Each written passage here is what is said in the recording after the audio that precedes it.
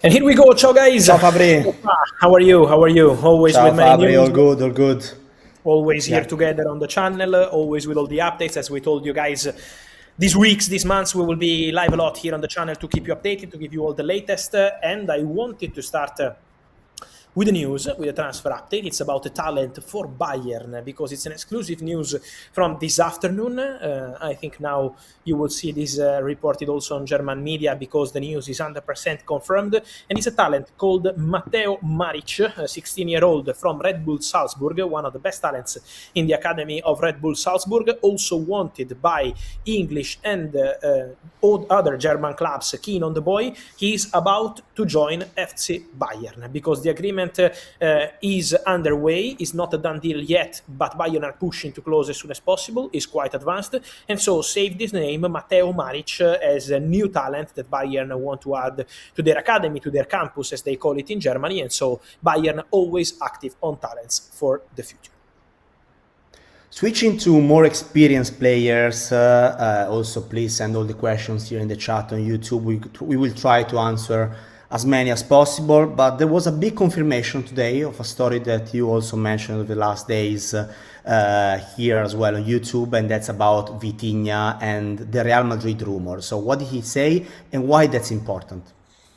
I think it's important because we are about to experience a crazy summer in terms of rumors. I mean, for Real Madrid, there is going to be plenty of rumors because, of course, so far, it's still long season, but so far for Real Madrid has been not at Real Madrid level, let's say like this, with the manager fired, with difficult situations. And so when there is this kind of situation at a top club like Real Madrid, there is always a lot of rumors. And it's very clear, I think, to anyone that Real Madrid need to add players in midfield. So I can tell you that Real Madrid, in terms of midfield, will be active in the summer transfer window and are exploring possibilities. We will talk again about Rodri, and let's see what Rodri will decide between signing a new contract at Man City or considering other options. So there is going to be plenty of stories and plenty of rumors. But Vitinha was one of the most linked players to Real Madrid in the recent weeks. Almost every month we had this rumor of Real Madrid going for Vitinha. Real Madrid want Vitinha. Vitinha want Real Madrid. We heard several things. I came here on the channel several times to tell you this is not a concrete possibility. There is really nothing into it apart from the appreciation, which is really obvious for a top player like Vitinha. If he's not the best in the world, he's among the top 3, 4, 5, then it's personal, but for sure one of the best players in the world in his position, and not only. And so obviously Real Madrid appreciates Vitinha. But today the player went public and said, it would be stupid of me to leave Paris Saint-Germain at this stage. It's a fantastic project. I feel very good with the manager. So the feeling between Vitinha and PSG is excellent. Don't forget that PSG, and especially the director Luis Campos, trusted Vitinha when he was not in the best moment of his career. So Vitinha became Vitinha also thanks to Paris Saint-Germain and obviously thanks to his efforts. So he's not planning to change, and Vitinha today closed doors to a summer move in general and in specific also to Real Madrid.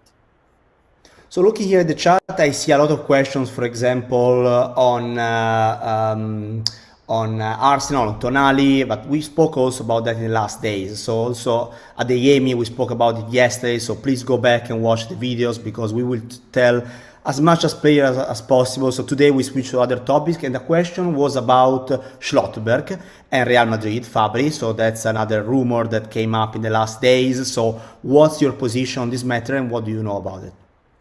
Yeah, that's also a story I was reporting here on the channel a few days ago. I told you and I confirmed that Real Madrid sent their people to follow closely the performances of Nico Schlotterbeck, not just in the recent months, but also in the recent days and weeks.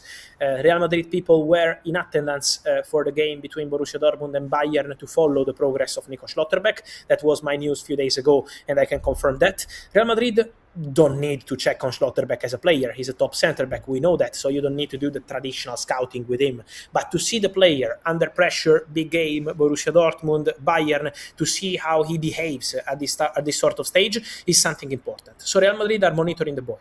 And the boy is aware of Real Madrid interest, and the boy knows that this is a possibility for the summer.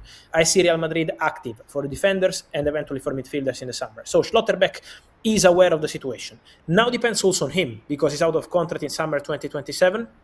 So he has to decide whether signing a new contract at Borussia Dortmund or not extending probably means that he can consider opportunities in the summer transfer window.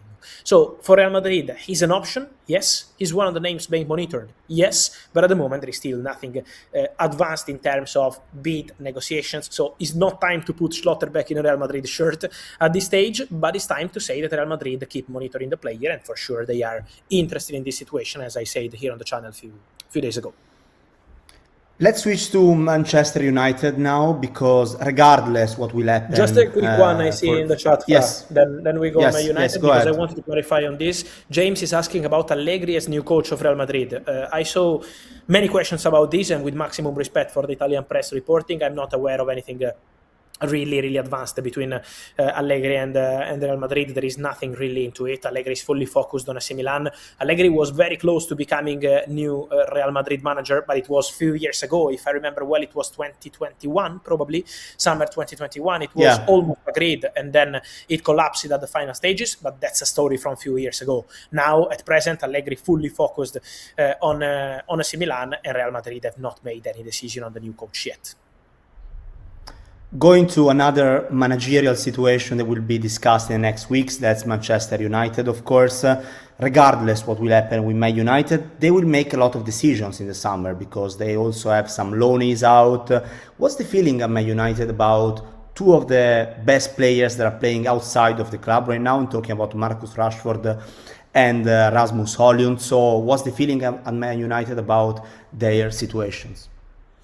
Yeah, basically Man United count on technically 80 million euros income from these two players, because for Rasmus Højlund, Napoli already paid the 6 million euros loan fee, and Napoli are fully expected to pay 44 million euros as option to buy close in the summer. So Napoli are very happy with Højlund. Højlund is very happy at Napoli, and the expectation is for Højlund and Napoli to continue together. So if nothing crazy happens, Man United can count on 50 million euros total package between loan fee and permanent transfer fee for Rasmus Højlund, and then 30 million from Marcus Rashford, because at the end Manchester United believe that Barcelona will be able to make the deal permanent for Marcus Rashford. They are still talking club to club, and it will take some time financially for Barcelona in order to progress on official and concrete way club to club. But with the agents of Marcus Rashford, there is already an agreement. Barcelona Rashford, he's ready to stay at Barca. Barca want him to stay, so now it's basically on the two clubs. We know there are elections now at Barcelona, so it's going to take some time. But remember, for Man United, Højlund could be 50, and then Rashford could be 30, so 80 million euros potentially, which could be important budget for United. And then Liverpool, Fabri, we close one with Liverpool, because a lot of Liverpool fans are asking about Michael Olise's situation. Is that something that we need to look out for the summer or not? Look, on this one, I know now for Liverpool, I think it's going to be a busy summer at wingers. It's very clear that Liverpool need to reinforce their wingers. The situation with Mo Salah, Cody Gakpo, I think in general Liverpool need to add something fresh in that position, and I will come back here on the channel very soon to tell you more. But at the moment, on this Michael Olise, is the similar situation to Vitinha at Real Madrid. You can appreciate the player. Olise is one of the best in the world in his position, but Bayern have no intention at all to let Olise go. Bayern are very happy with Olise. Bayern don't even want to negotiate. So Liverpool appreciate Olise, yes, for sure, but who doesn't appreciate Olise? It's similar to Vitinha. At the moment, that's the story. Bayern are very happy with the boy. There is no release clause into his contract now, and so at the moment the situation remains under control for Bayern, and I think the realistic targets for Liverpool will be others. Okay, Fabrizio, I don't know if you see other questions, topics in the chat, but otherwise we can close it for today. I wanted just to say that in the next days I saw many questions on Elliot Anderson. I will tell you more on this situation, so we will add something on Elliot Anderson, on something about other clubs. So we will be busy here on the channel. I know it's March, but it's already starting to prepare the market. So get ready here on the channel. It's World Cup year, so we know that during the World Cup there is always, transfer window before, after, so it's many things will happen in the coming weeks. So thank you, Fabri.